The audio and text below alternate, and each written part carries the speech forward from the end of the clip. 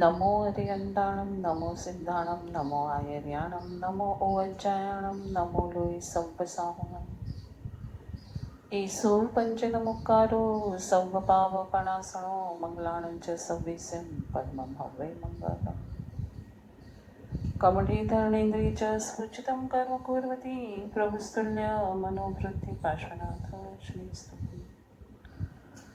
कुन्दिन्दुवोखेरतुषारवन्ना सरोजहत्था कमले निसन्ना वायि सिरिपुत्रयवकहत्था सुखाय साम्यसन्नसत्ता अंगूठे अमृतवसे लब्धितणा भण्डार श्री गुरु गौतम समहि वाञ्छित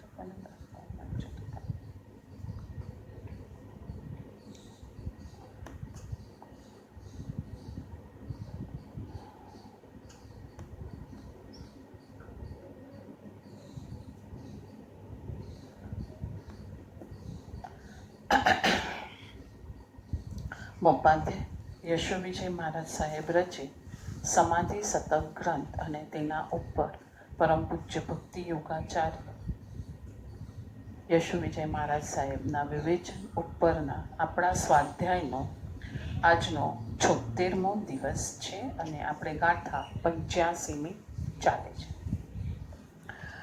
85મી ગાથામાં સુંદર શબ્દ હતા કે શબ્દની પેલે પાર જે વર્ણન છે તે મોક્ષનું છે અને તેનું ભાવન સંસારમાં જ કરવાનું છે અને આ ભાવન જ્યારે સંસારમાં ચાલે છે ત્યારે છેલ્લે મોક્ષ આવીને ઊભું રહે છે.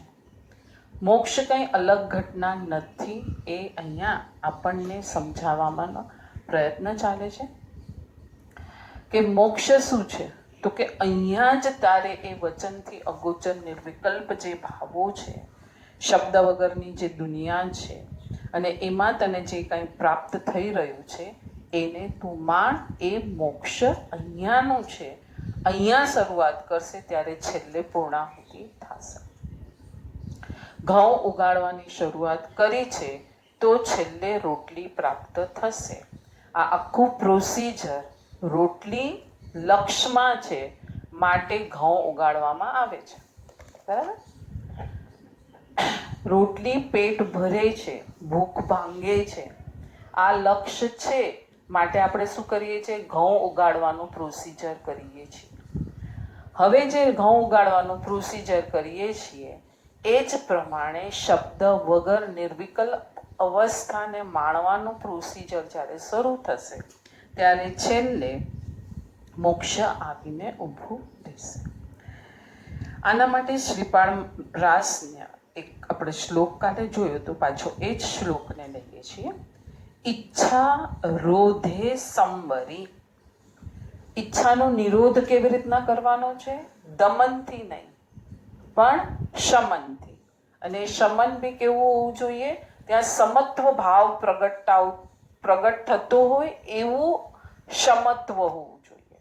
સમત્વ ભાવ, સમતા ભાવ પ્રગટાવે એવું શમ ત્યાં હોવું જોઈએ. તો ઈચ્છાઓનું નિયંત્રણ સમત્વમાં ફેરવાય. રાગ દ્વેષ અહંકારની શિથિલતામાં જ્યારે, એટલે આ રાગ દ્વેષ શું થાય છે? રાગ દ્વેષ અને અહંકાર શું થઈ જાય છે? શિથિલ થઈ જાય છે. ત્યારે શું બને છે? તપ બને છે. ઈચ્છા રોધે સંવરી પરિણતિ સમતા યુગે રે તપતે હિજ આત્મા વરતે નિજ ગુણ ભોગે રે. કોનો ભોગ કરે છે? ન રાગ, ન દ્વેષ, ન અહંકાર. પહેલા એ ભોગ પરનો કરતો તો એમાં એને ખબર પડી ગઈ કે પરનો ભોગ તો કરવા યોગ્ય નથી, તો એને છોડી દીધો. પણ સૌથી નજીકનો જે રાગ દ્વેષ અહંકારનો જે એ ભોગ કરે છે એ પણ હવે જ્યારે છોડે છે ત્યારે એ શું પરિણમે છે? તપમાં પરિણમે છે. કંઈ ભોગવતો નથી. તો એ શેને ભોગવે છે? પોતાના પરમ તત્વને જે ભોગવે છે એ મહાન તપ છે. કેટલું ફાઇન કીધું! તપતે એ જ આત્મા. શેને ભોગવે છે? પોતાના ગુણને જે ભોગવે છે એને તપસ્વી કીધો. ખ્યાલ આવ્યો? પોતાના ગુણમાં સ્થિર થઈ રહ્યો છે તેને તપસ્વી કીધો. પોતાની ઈચ્છાઓને ક્ષમતામાં પરિણમાવે છે એને શું કીધું અહીંયા આપણે? તપ કીધું. તપની એક જ વ્યાખ્યા આવશે. આપણે એમાં ઘણી બધી રીતે અલગ અલગ છૂટી પાડીને સમજાવી. તપ એટલે શું? ઈચ્છાઓનો નિરોધ. ઈચ્છાનો નિરોધ કર્યો જ્યારે મેં કે આજે મારે એકાશનું કરવું છે, એટલે મારે ઘણું બધું જે ખાવાનું છૂટું ખાવાનું હતું, નવકારસીને, ચોવિયારને, પછીને, વચમાને, આ બધી ઈચ્છાઓનું મેં નિયંત્રણ કર્યું. હવે મારે એક ટાઈમ જમવું છે, આ મેં ઈચ્છા કરી. કેવી રીતના? ક્ષમત્વ ભાવથી, દમનથી નહીં કે ના આજે હું નહીં કરું એકાશનું તો કેવું લાગશે, લોકો મને શું કહેશે, આવા દમનના ભાવથી નહીં, પણ ક્ષમત્વ પ્રગટાવવા માટે મેં ઈચ્છાનો નિરોધ કર્યો. હવે પછી ઈચ્છાનો નિરોધ તો બહારની વસ્તુઓમાં મેં કર્યો, એટલે હું આજે એક ટાઈમ જમવાની છું, એક જ ટાઈમ ભોજન લઈશ. પણ પછી મારી જે પરિણતિ છે, આ તો શું થયું? ઈચ્છાઓ જે વસ્તુ સાથે જોડાઈને બેઠી હતી એનું મેં સંવર કર્યું, એને મેં ખેંચી. પણ અંદરના ભાવો છે મારા, છે બે વસ્તુ આવશે. વ્યવહારથી વસ્તુઓ સાથેનું કનેક્શન તોડ્યું અને નિશ્ચયથી પરિણતિ શેમાં ગઈ? સમતા નામના યોગમાં જોડાઈ રહી છે. એટલે કે રાગ દ્વેષ અહંકાર અંદર શિથિલ થઈ રહ્યા છે. બહાર મેં વસ્તુઓ ધારો કે છોડી દીધી, પણ અંદર રાગ દ્વેષ અહંકાર શિથિલ ના થયા તો એ તપ નથી ગણાતું, તો એને દ્રવ્ય તપ કહેશે. ખાલી બહારથી વસ્તુઓને તે છોડી છે, ભાવમાં તે કોઈ તપ કર્યું જ નહીં. ભાવમાં જે છોડવાનું હતું તો એ બધું તારું હજી એમનું એમ ઊભું જ રહ્યું. એટલે અહીંયા રાગ દ્વેષ અહંકારની પણ શિથિલતા થાય છે, બહારની ઈચ્છાઓ પણ સમત્વમાં ફેરવાય છે, ત્યારે એ તપ બને છે અને આત્મા ગુણોનો ભોગ કરે છે. એટલે આનંદની મહાન આધારશિલા પર એ મહાલી રહ્યા છે. આખી તપને બહુ ફાઇન રીતે આખી આ શ્લોકો જે બધા છે, નવપદના જે દુહાઓ કહીએ આપણે, સ્પેશિયલ દુહાઓ, એના ઢાળિયાઓ છે, નાના નાના છે. વીર વિજય મહારાજ સાહેબ રચિત બી છે, મોપાધ્યાય યશો વિજય મહારાજ સાહેબ રચિત બી છે, કોઈ એમ કહે છે કે દેવચંદ્ર મહારાજ સાહેબ રચિત પણ છે. બહુ બધા ગુઢાર્થ એમાં ભર્યા છે. એ રાસમાં નથી આવતા, પણ જેની પાસે રાસની બુક હોય એના એન્ડમાં આ બધું હોય છે. બહુ સુંદર રીતે આખા એક પદનો આખો અર્ક એમાં ભરી દીધો છે. એટલે ઈચ્છાઓનું નિયંત્રણ થયું, સાધક નિજ ગુણમાં મહાલી રહ્યો છે. સંત કબીરના શબ્દમાં કહીએ, બીનું પગ નિરત કરો તિહા, ચરણ જ નથી અને નૃત્ય કરો, આમ કહે છે કબીરજી. એટલે કે પગ પણ નથી, ઘૂંઘરું પણ નથી, કાંઈ નથી, અને મીરા નાચી રહી છે. ક્યાં નાચી રહી છે? હવે અંદરના સમતા રૂપી મહેલમાં સ્થિર થઈ રહી છે, માણી રહી છે. આને શું કીધું? પગ ઘૂંઘરું બાંધ મીરા નાચી રે. આ તો એક કથન છે. વગર ઘૂંઘરું, એને ઘૂંઘરુંની શું જરૂર? ઘૂંઘરુંના નાદની શું જરૂર? એણે તો પોતાના પગ અંદરના તત્વ સાથે બાંધી દીધા હતા ને એમાં એ મસ્ત છે. વચન આશ્રવ પલટાવવા મુનિ સાથે સ્વાધ્યાય. આપણે કાલે મોપાધ્યાયજીની સજ્જાઈની પણ એક વચનગુપ્તીની સજ્જાઈ, મોપાધ્યાયજીની દેવચંદ્ર મહારાજ સાહેબની વચનગુપ્તીની સજ્જાઈને આપણે કાલે જોતા હતા. પાછું એ જ એને આપણને સમજાવે છે. બોલવાની વૃત્તિનું કેવું મજાનું આ રૂપાંતરણ છે. સ્વાધ્યાય મન વચન અને કાયા સંજ્ઞ પંચેન્દ્રિયપણામાં મનુષ્યને મળી ગયા છે, અને એને આજુબાજુનો માહોલ પણ એવો મળ્યો છે. હવે કર્મના વશ વચન યોગ પ્રગટ થવાનું જ છે. તમારે નક્કી બોલવાનું જ છે આ ટાઈમ. હવે તમે શેમાં બોલશો એ તમારી ઈચ્છા પર જશે. આગળ આ શ્રીપાદ રાસના આની સાથે બી આપણે જોડશું. ઈચ્છા તમને થઈ છે વચન યોગ પ્રગટ કરવાની, કથનો કંઈક પ્રગટ કરવાની, કંઈક બોલવાની, કંઈક વિચારવાની, તો હવે તમારી આ ઈચ્છાને તમે શેમાં પલટી કરશો? કોઈને ફોન કરશો, ચલો મને કંઈ બોલવાનું મન થયું, લાવ ફોન કરું, કંઈક વાત કરું, કંઈક આમ અકળામણ થાય છે, તો કંઈ કોઈ સાથે 4 વાત કરીશ તો જરા સારું લાગશે. અહીંયા જ્ઞાની ભગવંતોએ મુનિને પણ આવું થાય છે ત્યારે શેમાં પલટી નાખે છે? સ્વાધ્યાય. નિમ્નગામી વૃત્તિનું ઉદ્ધવીકરણ. નિમ્ન એટલે તુચ્છ, હલકી, જેને સંસારમાં આ વૃત્તિઓને કોઈ સ્ટાન્ડર્ડ નથી અપાયો, આ વૃત્તિઓનું કોઈ મહત્વ નથી, એને તમારે ઉધ્વગામી બનાવે. મેં કોઈ સાથે 4 કલાક વાત કરી, 4 કલાક શું 4 મિનિટ પણ વાત કરી, હા, એ વાત હું કોઈને કહું તો એનું કાંઈ મહત્વ આવવાનું છે?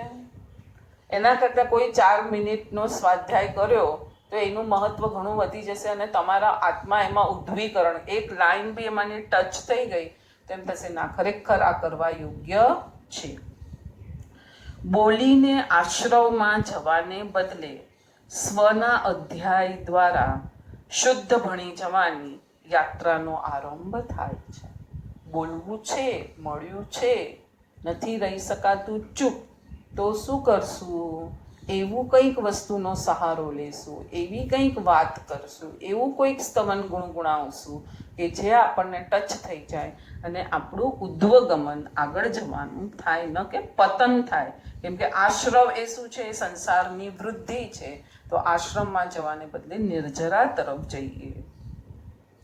જો કે બોલવાની ઈચ્છા હોય તો આ રૂપાંતરણ મજાનું થયું, પણ બોલવાની ઈચ્છા જતી રહી હોય તો હવે પોતાનો કમાન્ડ આવી ગયો છે પોતાના મન વચન કાયાના યોગ પર કે ના, હવે 2 દિવસ 8 દિવસ બોલ્યા વગર રહ્યા હતા કે નહીં? મૌન શિબિરમાં રહ્યા હતા કે નહીં?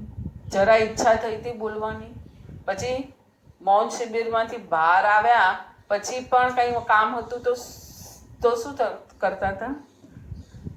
ટ્રેનમાં બધા એ જ હતા આવતી વખતે, હા, તો બી બોલવાની ઈચ્છા જ નથી થતી. કંઈક જોઈતું તો બી શું કહેતા હતા? બોલવાની ઈચ્છા જ નાશ પામી ગઈ હતી. આને બી પ્યોર મૌન નથી કહેવાતું, પણ કેટલો આયામ થઈ ગયો કે 8 દિવસ બોલ્યા જ નહીં, તો 3 દિવસ સુધી ઘરે પણ બોલવાની ઈચ્છા થતી નથી. મૌનથી બધું કામ ચાલતું હતું ને, તો હવે આટલું તો પાકું થયું, બોલવાથી કામ નથી થતું. ચાનુમાનું મૌનથી બી કેટલું ઉત્તમ કામ થાય છે ઉલટાનું. અને આશ્રમો તો અટી ગયા, એ તો બહુ મોટી વાત થઈ ગઈ. અને બોલવાની ઈચ્છા જ જતી રહે તો અહીંયા પાછું આવે છે પરમ મહારસ. આમ જુઓ તો રસો વૈસ, રસ એક જ છે. ગુરુજીનું આના પર આખું એક પુસ્તક છે, રસો વૈસ. આ એક કડી ઉપર જ રસ એક જ છે, જે ભીતર છે તે. શું કીધું? રસ એક જ છે, જે ભીતર છે તે. તો પછી ગળ્યો, ખાટો, તુરો, કડવો, આ બધા રસ કયા છે? કયા રસ છે આ બધા?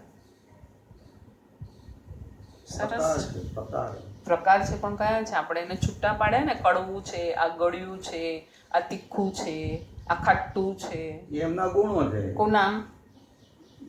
એ પણ છે. ઓલામાં લીંબુમાં ખટાશ છે તો એનો ગુણ છે. લીંબુમાં ખટાશ છે, ગુણ છે. કોણ? પણ એ ખટાશ શેમાં રહેલી છે? લીંબુમાં. લીંબુ શું છે?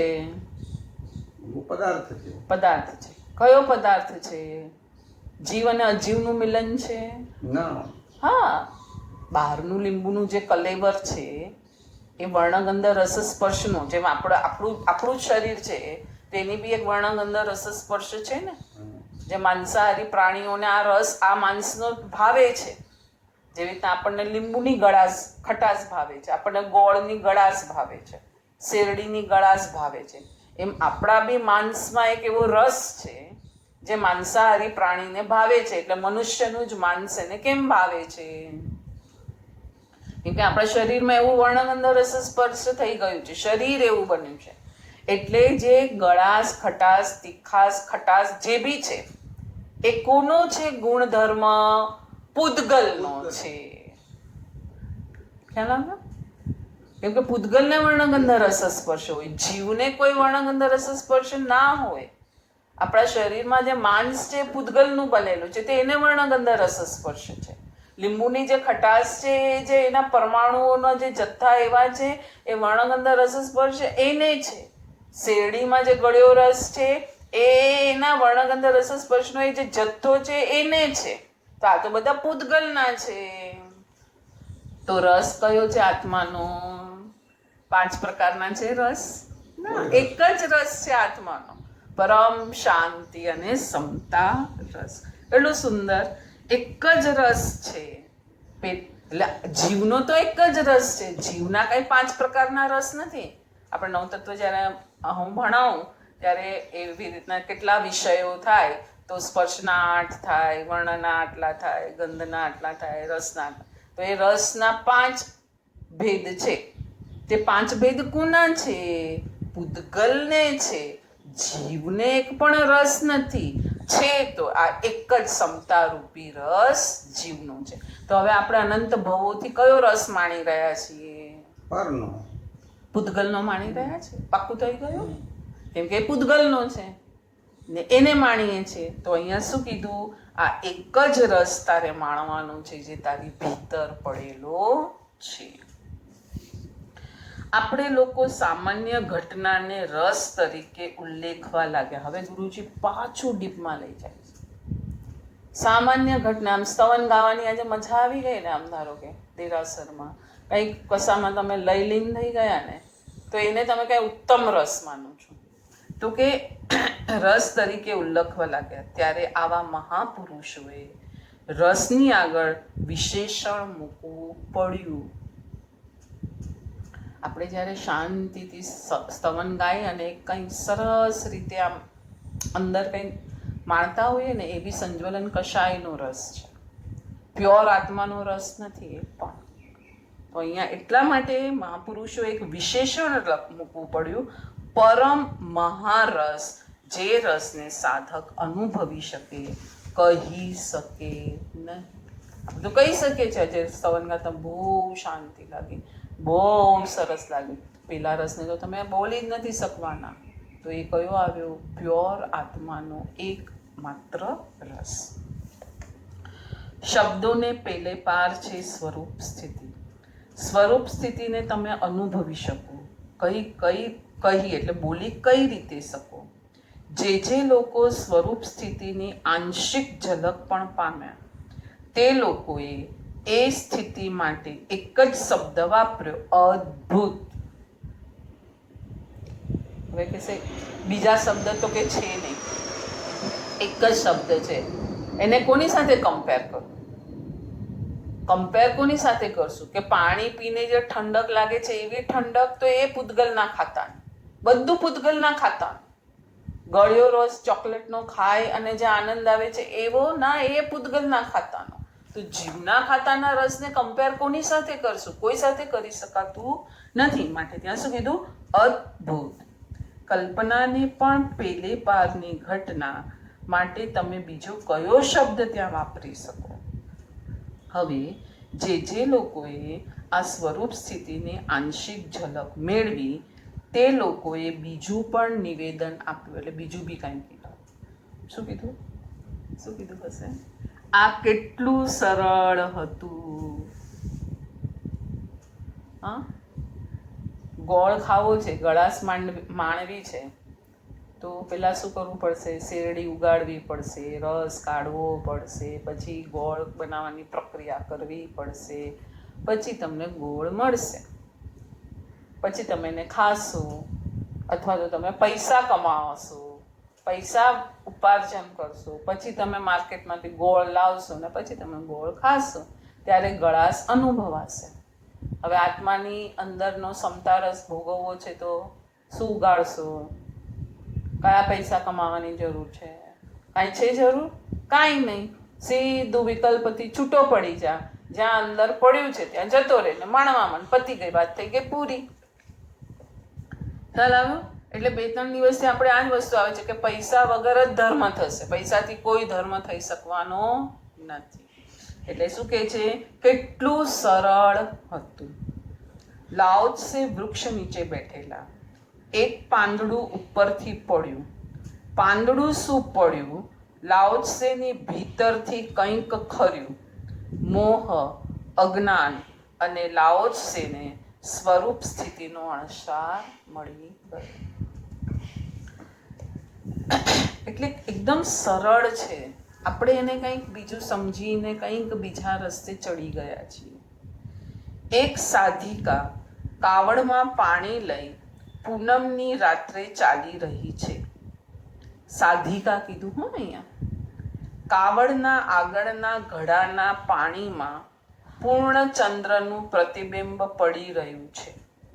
સાધિકા એ પ્રતિબિંબને જોતી જોતી ચાલે છે. ઠેસ વાગે છે, પડી જાય છે. કાવડના ઘડાનું પાણી પણ ઢળી ગયું. ચંદ્ર ક્યાં જતો રહ્યો? હવે કાવડના ઘડાના પાણીમાં ચંદ્ર નથી. એટલે કે બધા દ્વંદ આવ્યા ને, સ્પંદન થયા એટલે ચંદ્ર આખો ચેરાઈ ગયો. હવે ભીતરના ચંદ્રનો ઉદય થઈ ગયો. સમભાવની શીતળતા એવી તો પ્રસરી ગઈ કે આનંદ જ આનંદ. તમે એ સાધિકાને એ સમયે એની ભીતરની વાત પૂછો તો એ શું કહેશે કે શબ્દમાં હું શું કહી શકું? એટલે કે આ બધું વચન અગોચર છે, શબ્દોની પેલે પારની સ્થિતિ, અને એટલે જ શબ્દોમાં તેને બાંધવી શક્ય નથી. પણ હા, એનું ભાવન અનુભવન જરૂર થઈ શકે છે, કેમ કે શબ્દ પોતે જ પૂતગલાસ્તિકાય છે. એટલે તમારી પાસે બી એક લિમિટેશન છે. એટલે માટે તો કહે છે કેવલીએ જેટલું જોયું એટલું શબ્દમાં ન પ્રગટ થઈ શકે, અને શબ્દમાં જેટલું પ્રગટ થયું એટલું ઝીલાયું નહીં. એટલે આખી આ ઘટનાને જોશું તો બરાબર આ ખ્યાલ આવશે. એ અનુભવને માત્ર આ શબ્દમાં વર્ણવ્યું કે સહજ જ્યોતિ પાઈ, એ જે આપણી ગાથા છે એ સહજ જ્યોતિ, કોઈના પણ પ્રયાસ વિના સહજ અંદરની જ્યોતિ પ્રકાશી રહી છે, ભાસી રહી છે. આ સહજ જ્યોતિ શબ્દ વાંચતા વિતરાગ સ્તોત્ર યાદ આવે છે. આદિત્ય વર્ણ તમસ પરાસ્તાત, આખી ગાથા છે વિતરાગ સ્તોત્રની. અંધકારની મને છે પહેલા જ પ્રકાશમાં છે લગભગ. અંધકારને પહેલે પાર સૂર્ય જેવા જડાહડા પ્રકાશવાળા પરમાત્મા. બહુ ફાઇન. અને વિતરાગ સૂત્રમાં તો એનાથી બી આગળ બહુ સરસ લીધું છે. આપણે આમાં જોઈએ કઈ રીતે. અચ્છા, અહીંયા આટલું છે પણ છતાં આપણે જોઈએ. આદિત્ય વર્ણ તમસ, પરમાત્માનો પરાસ્તાત, કેવળ જ્ઞાન શેને પરાસ્ત કરે છે, શેને તોડે છે. જેવી રીતના સૂર્ય ઉગે છે અને અંધકારનો નાશ થાય છે, એમ કેવળ જ્ઞાનનો પ્રકાશ જ્યારે પ્રગટે છે ત્યારે અજ્ઞાનનો નાશ થાય છે. હવે અહીંયા સૂર્ય જેવા જડાહડા પ્રકાશવાળા પરમાત્મા, આ સામાન્ય રાસ, આપણે પ્રાસ બેસાડીએ તો આવું છે. પછી એના પર વિવેચન આવે છે. વિવેચનમાં કલિકાલ સર્વજ્ઞ પોતે જ ના પાડી દે છે. પાછા સ્તુતિમાં તો હા પાડી, એ સૂર્ય જેવા મહા તેજસ્વી કીધા, પછી પોતે જ ના પાડી દે છે. કેમ ના પાડી દીધી? સૂર્ય સાથે કમ્પેર કરવાની પરમાત્માની કેમ પોતે જ ના પાડી દીધી? સૂર્યને જોઈ નથી. હજી આગળ સૂર્યની તાકાત કેટલી લિમિટેડ છે કે નહીં? અત્યારે અહીંયા ધારો કે એને દિવસ કરી શક્યો, બીજી જગ્યાએ રાત્રિ કરીએ છે કે નહીં? ત્યાં એ પ્રકાશ ફેલાવી શકે છે? ના. એટલે સૂર્યની એ પણ એકદમ લિમિટેડમાં છે. સૂર્ય પણ એટલો તાકાતવાર નથી. એટલા માટે પછી પોતે નીચે ટીકામાં લખ્યું છે કે આ તો એક ભક્તિભાવ અજ્ઞાની જીવોને સમજાય નહીં, એના માટે કે જેવી રીતના અંધકાર સૂર્ય આવતા જતો રહે છે એવી રીતના પણ પરમાત્માને તો હું આની સાથે કમ્પેર નહીં કરું. કેમ કે પ્રભુના તો કેવળ જ્ઞાનમાં 14 રાજલોક એકી સમયે ઝળકી રહ્યા છે. એટલે સહજ જ્યોતિ છે. લાલ રંગ સાથે પરમાત્માને આપણી બુદ્ધિ સાંકળી લે તો એ બરોબર ન થાય. જો અહીંયા એ જ વસ્તુ આવ્યું કે લાલ રંગ સાથે જો આપણે પરમાત્માની જ્યોતિને કમ્પેર, ઘણા લોકો કહે ને આવી જ્યોતિ હોય, બહુ બધું ઘણું બધું અલગ અલગ ચાલી રહ્યું છે દુનિયામાં. લાલ રંગની જ્યોતિ હોય એ પરમાત્મા જ્યોતિ હોય. પંચવિંશતિકામાં મોપાધ્યાય યશોવીજી મહારાજ સાહેબ પોતે જ કહે છે પરમ જ્યોતિ માત્ર અંધકારથી જ નહીં પણ પ્રકાશથી પણ પર છે. કેમ કે પ્રકાશ નવતત્વનો અભ્યાસ જેનો હશે એને ખ્યાલ હશે પ્રકાશ શું છે એ બી પૂતગલનો જ જથ્થો છે. તો પરમાત્માનું કેવળ જ્ઞાન થોડી પૂતગલનો જથ્થો છે. પરમાત્માનું કેવળ જ્ઞાન તો સહજ છે, અંદરની વસ્તુ છે. એ થોડી પૂતગલથી પ્રકાશિત થાય છે. એ તો પોતા સ્વતંત્ર છે, સહજ છે, સ્વાધીન છે. એટલે અહીંયા આ શ્લોક બહુ સરસ કીધું. એટલે આનાથી બી ખ્યાલ આવે છે કે જે લાલ લીલા વર્ણની ધ્યાન કરો એ બધું કરો, પણ છેલ્લે એ વર્ણના ધ્યાનમાં લેપાઈને ત્યાં બેઠા ન રહો. એ બી પૂતગલનું છે. એના પછી કંઈક છે ને એ આત્માનું ધ્યાન છે. આ બધા તો ધ્યાન શેના છે? પૂતગલના. જેવી રીતે વર્ણગંધ રસસ્પર્શ પૂતગલનો છે, આત્માને તો વર્ણગંધ રસસ્પર્શ કશું છે નહીં. એટલે આ એકદમ સહજ છે. અને પાછું આપણે વાંચ્યું કેવું છે? સરળ છે, ઇઝી છે. 86મી ગાથા વાંચીએ છીએ. જ્ઞાની કો દુઃખ કચ્છું નહીં.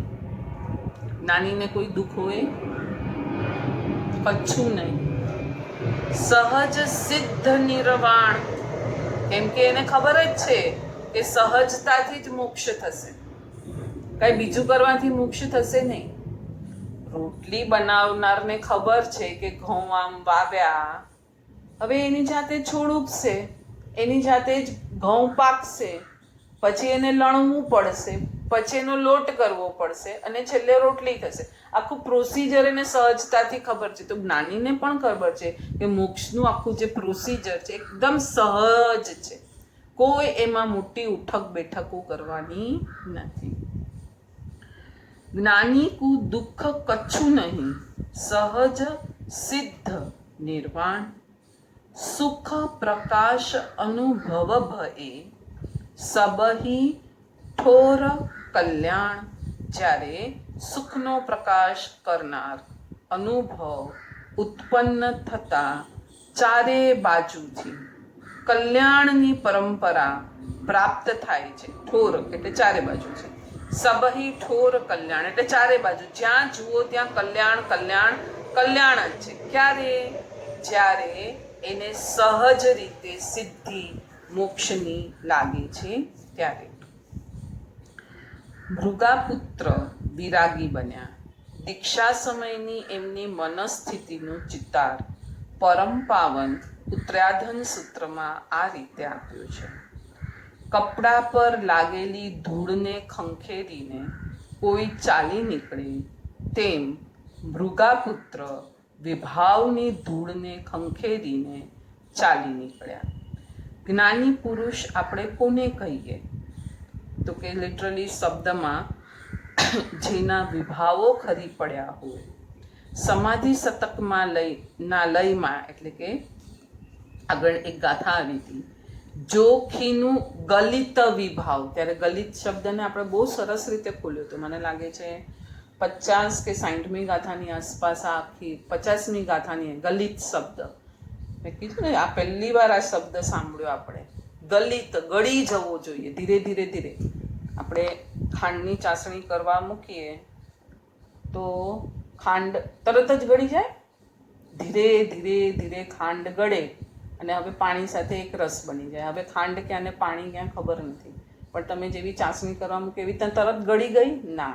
એટલે ગલિત વિભાવ શબ્દ મને ત્યારે બી બહુ ગમ્યો હતો. ને એ જ શબ્દ અહીંયા કહે છે કે જાણે કપડા પર લાગેલી ધૂળને ખંખેરીને કોઈ ચાલી નીકળે તેમ મૃગાપુત્ર વિભાવની ધૂળને ખંખેરીને ચાલી નીકળ્યા.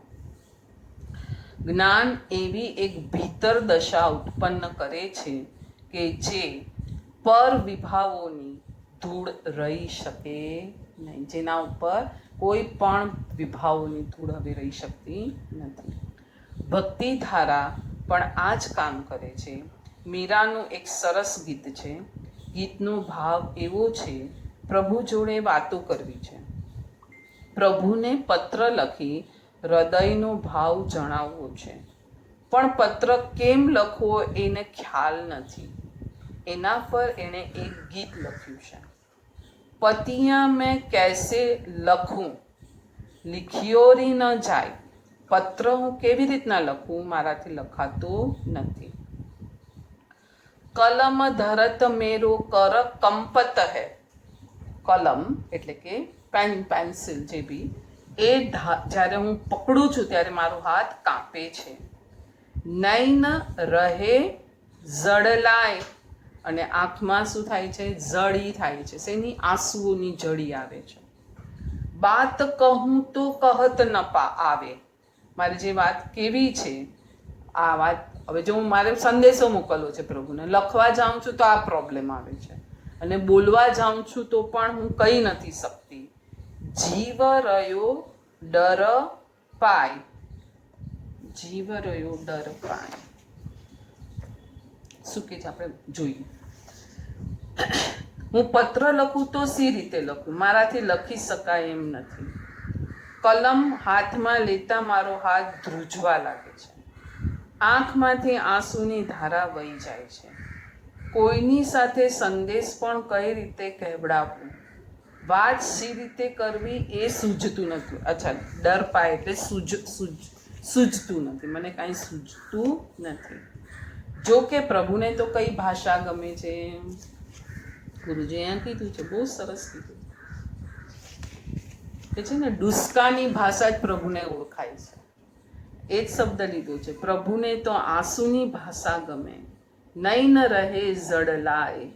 આંખમાંથી જ્યારે આંસુઓની જડી વહે છે, એક એક અશ્રુ બિંદુને મીરા એક એક શબ્દ નહીં પણ એક એક પત્ર ગણી શકાય.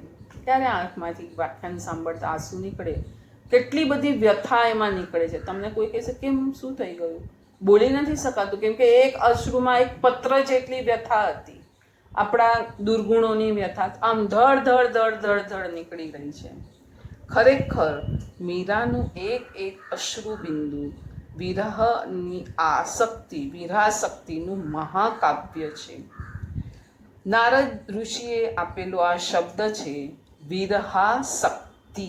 વિરહમાં પણ એક પ્રકારની તાકાત છે. એ પરમ પ્યારાના વિરહની ક્ષણો પણ એની યાદોથી ઉભરાયેલ હોય છે. કેટલું ફાઇન! વિરહ છે ત્યાં યાદ છે જ, યાદ છે માટે તો વિરહ છે. તડપણ છે માટે વિરહ છે. તડપણ છે એ વ્યક્તિની યાદ છે.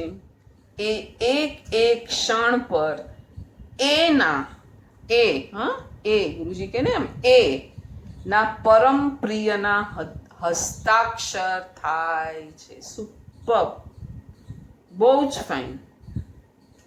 જે વિરહની ક્ષણ છે એ એક એક ક્ષણ પર પરમ પ્રિયના હસ્તાક્ષર હોય છે. કેટલું ફાઇન, કેટલું મનને સંતોષ થઈ જાય એવી આખું કમ્પેરિઝન કરીને અહીંયા બતાવ્યું છે. આજે સવારે શું વાંચ્યું આપણે? વિરહ. સવારે મેં તમને શું આપણે વાંચ્યું?